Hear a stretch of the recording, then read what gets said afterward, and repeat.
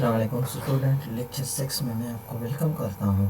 इससे पहले हमने ब्रीफ रिव्यू किया था Newtonian mechanics for a single particle के बारे में। हम लोगों ने ब्रीफ रिव्यू किया था सिंगल पार्टिकल्स के लिए न्यूटोनियन मैकेनिक्स में फॉर अ सिस्टम। अब हम क्या करेंगे फॉर अ सिंगल पार्टिकल। आज हम यहाँ काम करेंगे for a system of particles लेंगे के लिए हम इक्वेशन ऑफ और सिस्टम ऑफ पार्टिकल के लिए हम इक्वेशन ऑफ मोशन लेंगे। फिर हम उसके कंजर्वेशन लॉ है उनको देखेंगे।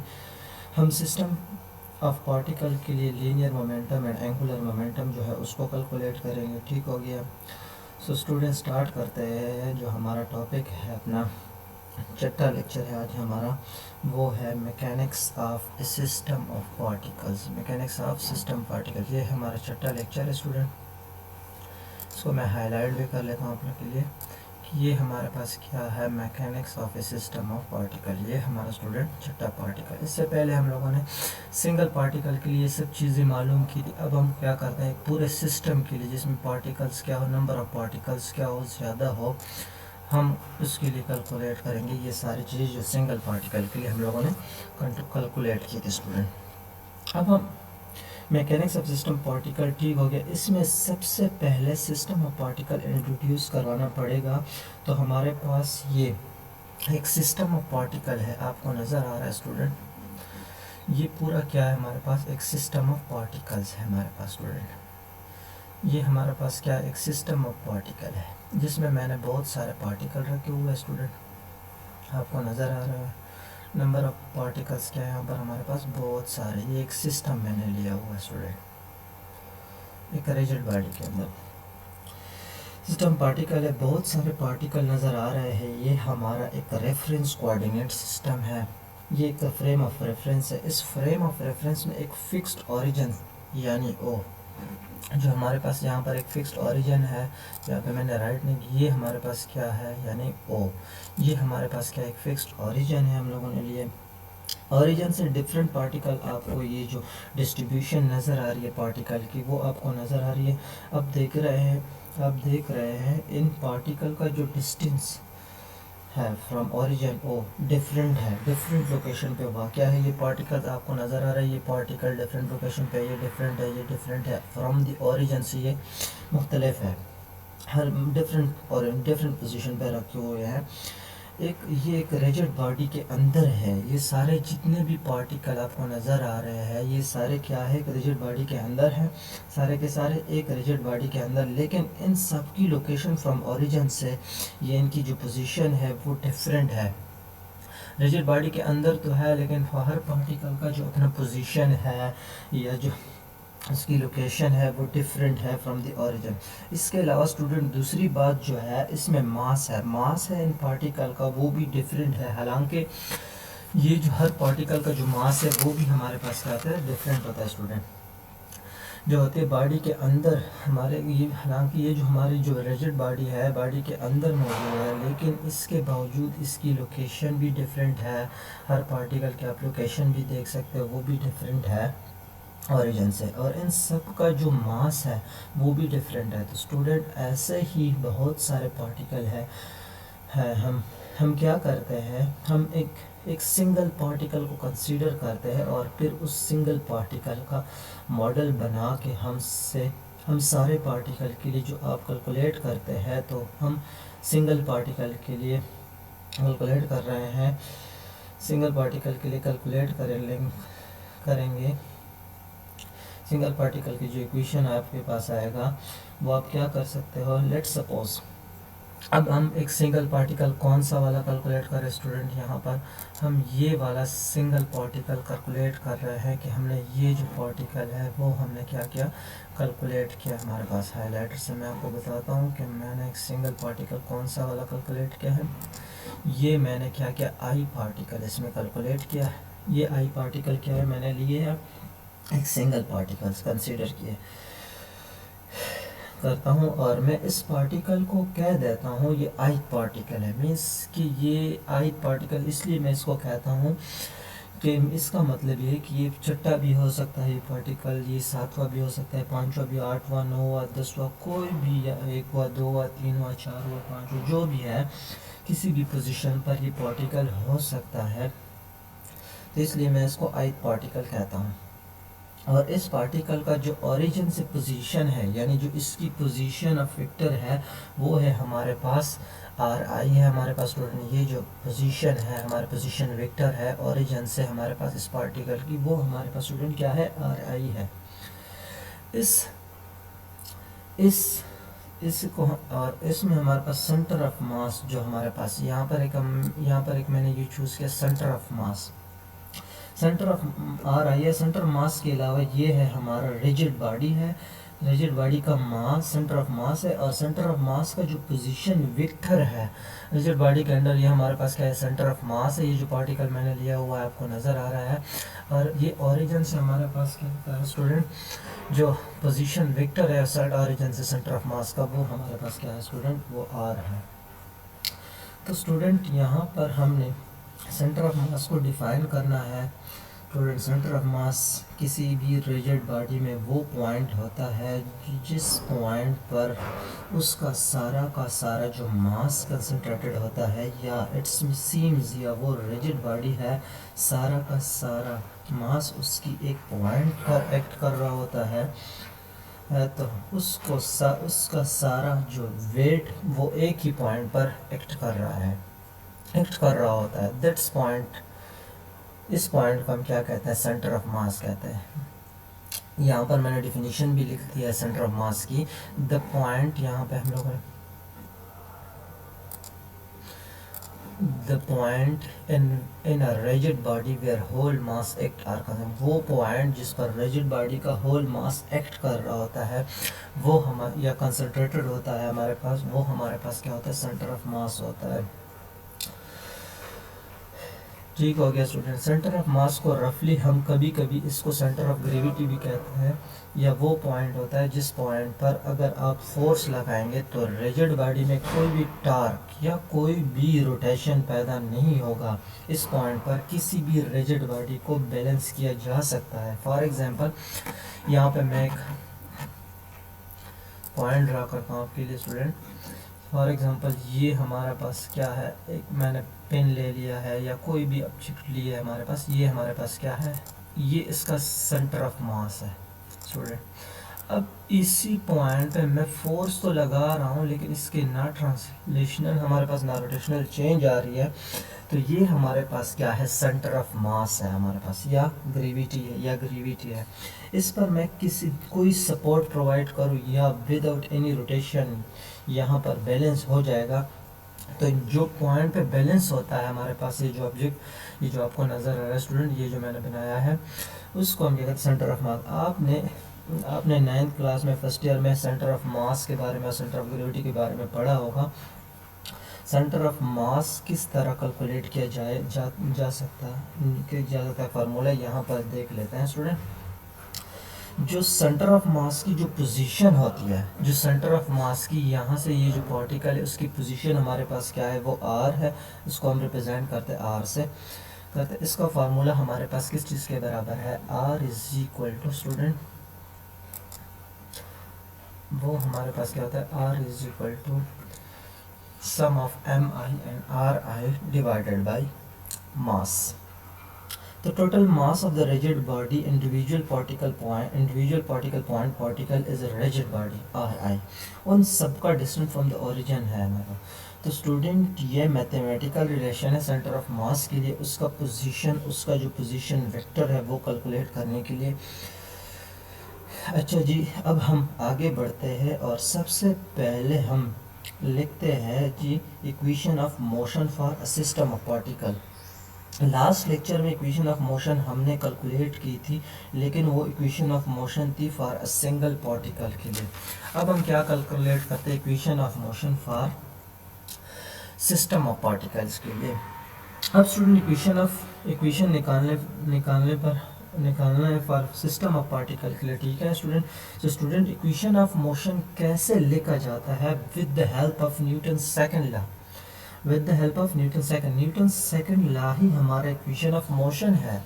तो हम अपना काम स्टार्ट करते हैं स्टूडेंट।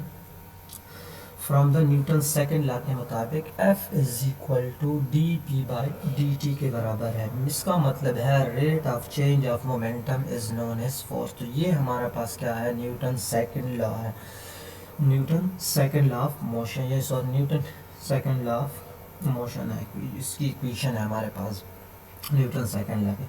स्टूडेंट अब क्या है, सिस्टम ऑफ पार्टिकल है, उनके अंदर बहुत सारे पार्टिकल है और वो पार्टिकल इंटरनली एक दूसरे पर फोर्स लगा रहे हैं। एक सिस्टम के अंदर एक पार्टिकल बहुत सारे पार्टिकल होते हैं, तो वो भी एक दूसरे के ऊपर इंटरनली फोर्स लगाते हैं स्टूडेंट, के ऊपर फोर्स लगा रहे हैं। तो इसके अलावा हमारा सिस्टम पर एक्सटर्नल फोर्स भी लग रहा है।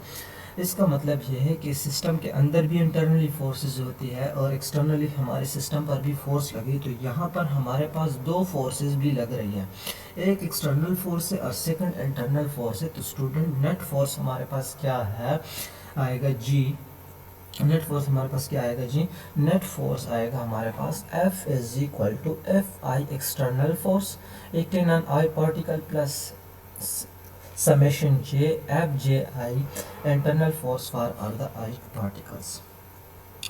इसका मतलब ये है कि हमारा जो रिजिड बॉडी उसके अंदर जो पार्टिकल है उस पर इंटरनली फोर्स भी है हमारे पास, जो इंटरनली है हमारे पास, और साथ में एक्सटर्नल फोर्स भी, तो उसका हम क्या लेते हैं, नेट फोर्स लेते हैं स्टूडेंट। इस इक्वेशन का मतलब हमारे पास ये है हमारे पास स्टूडेंट।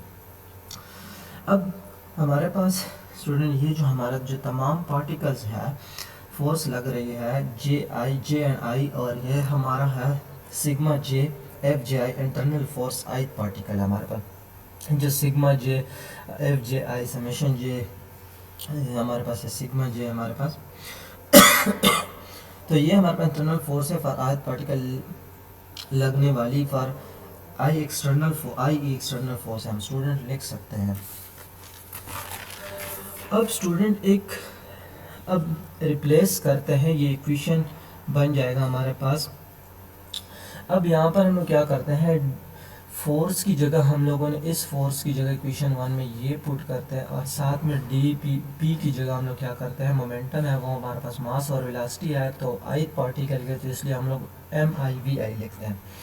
तो एस की जगह F I external plus summation J F J I is equal to D by D T. यहाँ पर हमारे पास D P by D T आ रहा था, तो D by D T P की जगह मैंने क्या पुट किया, MIVI पुट किया, क्योंकि ये हमारे पास मोमेंटम है फॉर द आई पार्टिकल्स।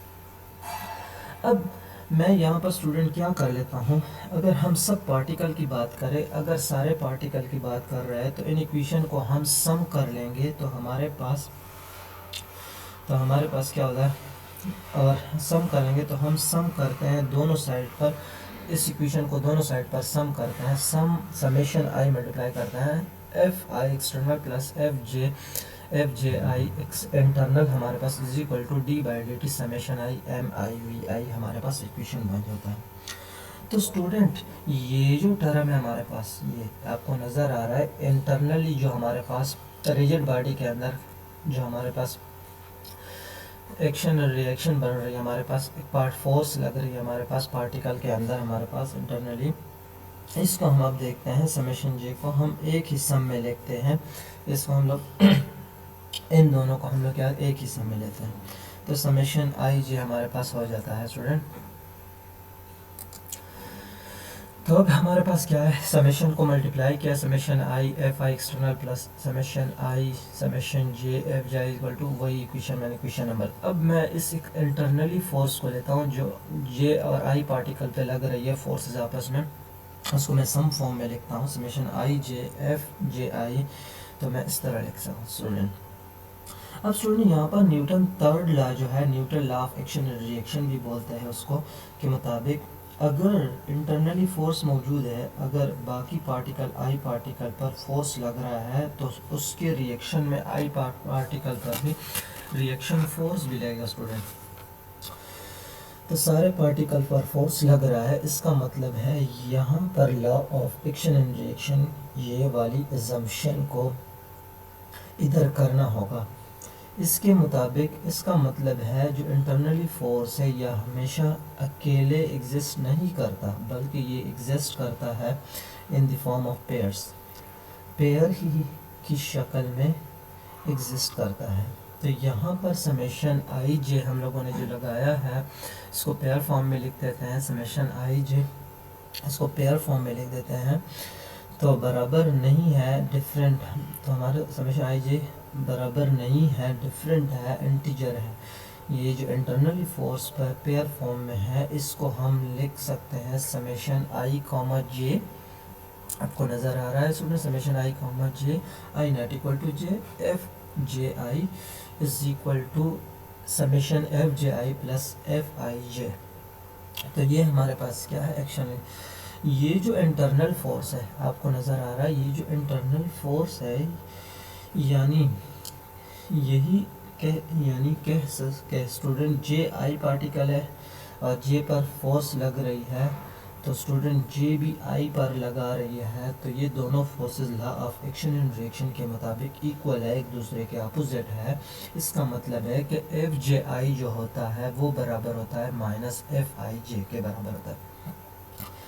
ये इक्वल है दोनों और अपोजिट है, इसलिए यहाँ पर माइनस साइन मैंने पुट किया, ये दोनों अपोजिट इन डायरेक्शन में, तो मैंने माइनस साइन पुट किया। वेक्टर फोर्स वेक्टर क्वांटिटी, अगर दो वेक्टर अपोजिट हो तो एक साथ किए क्या आना चाहिए, माइनस आना चाहिए। तो एक कैसे माइनस आना चाहिए, तो इसको आप इधर भी लिख सकते हो, ऐसे भी लिख सकते हो। अगर मैं इस नेगेटिव टर्म को उस साइड पर शिफ्ट करता हूँ, तो F J I plus F I j is equal to zero, ये माइनस क्या हो जाएगा, प्लस हो जाएगा, इक्वल टू ज़ीरो। इसका मतलब है summation F J I plus F I j is equal to zero. ये हमारे पास ज़ीरो हो जाएगा। तो मैं क्या करता हूँ, जब ये ज़ीरो हो जाता है तो मैं इसी इक्वेशन को लेके इसमें मैं ज़ीरो पुट कर देता हूँ इसकी जगह। तो summation I comma j F J I is equal to, इसकी जगह मैंने क्या पुट कर दिया, ज़ीरो पुट कर दिया। तो इसका मतलब जो इंटरनली फोर्स है वो बैलेंस कर रहा है यहाँ पर, तो टोटल इंटरनल फोर्स क्या हो जाएगा, ज़ीरो हो जाएगा। इसका मतलब है जो एक्शन लग रही है इंटरनली, जो रिजिड बॉडी के अंदर जो फोर्स है आई जे पार्टिकल पे लगा रहा है और जे आई पार्टिकल पे लगा रहा है स्टूडेंट, तो यहाँ पर वो क्या कर लेता है, बैलेंस कर लेता है हमारे पास। जब बैलेंस कर लेता है तो हमारे पास क्या हो जाता है, इंटरनल फोर्स हमारे पास स्टूडेंट क्या हो जाता है, वो ज़ीरो हो जाता है हमारे पास स्टूडेंट। इसी तरह हमारे पास कि अगर ये हमारे पास आई है, ये जे पे लगा रही है फोर्स, तो अपोजिट में हमारे पास क्या होता है स्टूडेंट, ये जे हमारे पास अपोजिट में क्या लगाएगी, वही फोर्स लगाएगी जो आई जे पे लगा रहा था और जे आई पे लगा रहा है। तो दोनों फोर्सेस हमारे पास जब इक्वल हो जाता है तो ये हमारे पास क्या होता है, इंटरनली जो रिजिड बॉडी के अंदर आई जे के पार्टिकल है वो आई जे का फोर्स है और जे के आई के ऊपर जो फोर्स है वो बैलेंस करके जाएगा। जब बैलेंस करके जाएगा तो हमारे पास इंटरनल फोर्स क्या हो जाता है, वो ज़ीरो हो जाता है। तो इसलिए summation i j F J I is equal to हमारे पास स्टूडेंट क्या हो गया, ज़ीरो हो गया हमारे पास। तो स्टूडेंट अब वापस हमारा इक्वेशन जो नंबर 3 है इसके ऊपर आता है, जो इक्वेशन नंबर 3, तो इसकी जगह मैंने क्या पुट करनी है, एक्सटर्नल फोर्स की जगह, सॉरी इंटरनल फोर्स की जगह मैंने ज़ीरो पुट करनी है। जब ये ज़ीरो हो जाएगी तो हमारे पास इंटरनल फोर्स ही ज़ीरो हो चुका है, तो हमारे पास क्या बच जाता है, सिर्फ external force, sum of all the external force on ith particle is equal to, जो सम रह जाता है एक्सटर्नल फोर्स जो ith पार्टिकल पर लग रही है वो बराबर है d by D T summation I M I, जो मैंने अपना लिख लिया, वी आई की जगह मैं ये लिख सकता हूँ rate of change of D by D T R आई, हमारे पास ये इसके बराबर है वेलोसिटी हमारे पास। जब आई है तो यहाँ पर भी मैंने आई पुट कर दी। अब ये डी बाई डी टी है, ये डी बाई, तो ये हमारे पास क्या हो जाता है student, D square divide by D T square summation I M i r आई हमारे पास बन जाएगी स्टूडेंट। अब मैं क्या करता हूँ, इसी जो पॉइंट है हमारे पास मैं इसको सर्कल कर लेता हूँ या मैं हाईलाइट कर लेता हूँ इसको। ये जो हमारे पास क्या है, ये जो हमारे पास टर्म है स्टूडेंट, सॉरी ये भी हाईलाइट, इस साइड पे मैं क्या करता हूँ, एम को इसी साइड पे मैं एम को मल्टीप्लाई करता हूँ, एम पर डिवाइड करता हूँ, तो हमारे पास क्या होता है, तो ये अगर मैं दोबारा कैंसिल भी कर लेता हूँ तो वही टर्म हमारे पास, तो ये जो हमारे पास टर्म्स है आपको नज़र आ रहा है स्टूडेंट, मैंने हाईलाइट भी कर लिया इसको, इसकी जगह मैं पिछली इक्वेशन की तरफ चलता हूँ, जो मैंने लिखा था r इज इक्वल टू हमारे पास सेंटर ऑफ मास की जो हमारा पोजीशन वेक्टर है r is equal to summation m i r i divide by m के बराबर था। तो मैं इसी टर्म की बिना पे यहाँ पर इसको r पुट कर लेता हूँ। m हमारे पास D square divide by D T square अपना लिख लिया, इसकी जगह मैंने r पुट कर लिया। अब हम d square r divide by D T square is equal to acceleration के बराबर है। तो यहाँ पर हमारे पास सेंटर ऑफ मास का जो पोजीशन वेक्टर आर है, तो यहाँ पर एक्सेलरेशन भी हमारे पास स्टूडेंट क्या हो जाएगा, centre of acceleration centre of मास हो जाएगा हमारे पास स्टूडेंट। हमने ये तो स्टूडेंट हमारे पास यहाँ पर ये बन जाएगा हमारे पास। तो मैं क्या करूँ, summation I F I external equal to M A C M बन जाएगा हमारे पास। Sum of all the external forces of ith particle पर जो लग रही है, इसको हम सिंपली f से भी रिप्रेजेंट कर सकते हैं। इसको हम क्या करते हैं स्टूडेंट, f से भी रिप्रेजेंट करते हैं स्टूडेंट। सिंपली f से जब हम इसको रिप्रेजेंट करते हैं स्टूडेंट, तो ये हमारे पास रह जाता है f इज इक्वल टू ये जो अपना टर्म है m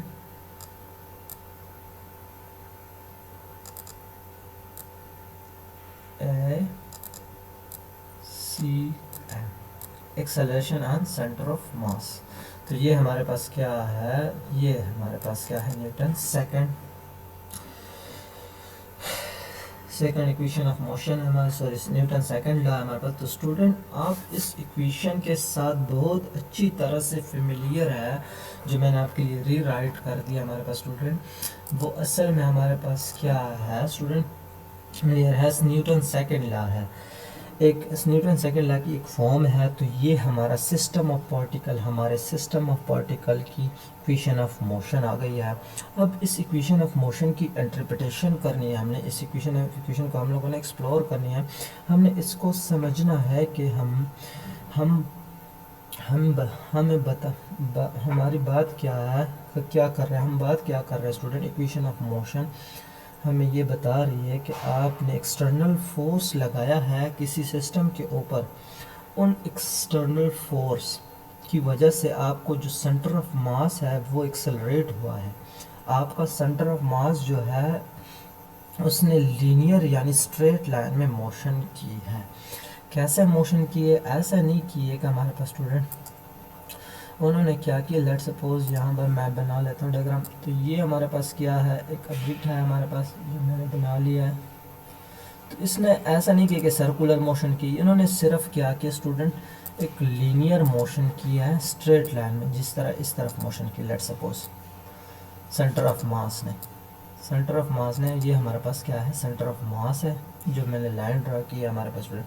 ये हमारे पास क्या है, सेंटर। तो उसने हमारे पास क्या किया स्टूडेंट, लीनियर मोशन की है। लेकिन हम फोर्स तो पूरे रिजिड बॉडी पे लगा रहे हैं, पूरा रिजिड बॉडी एक सिस्टम है हम लोगों ने लिया, उस पर लगा रहे हैं, लेकिन मुंह सिर्फ सेंटर ऑफ मास कर रहा है। इसका मतलब ये नहीं कि बाकी सारे रिजिड बॉडी रेस्ट पे है उस, और हाल ही सेंटर ऑफ मास ही मूव कर रहा है।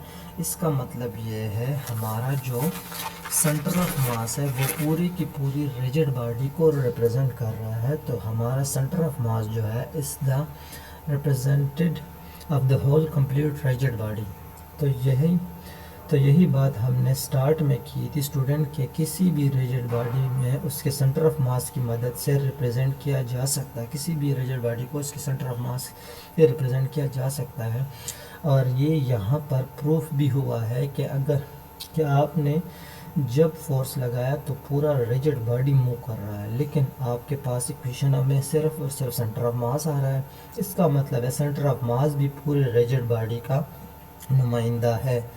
जो linear acceleration centre of mass ही वही लीनियर एक्सेलरेशन पूरी की पूरी रिजिड बॉडी में है।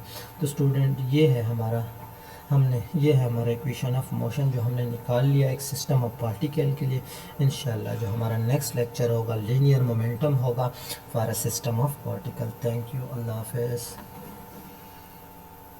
मेरे YouTube channel Musawwir physics channel को ज़्यादा से ज़्यादा सब्सक्राइब करो, लोगों के साथ शेयर करो। नेक्स्ट जो हमारा लेक्चर होगा वो linear momentum for system of particle होगा।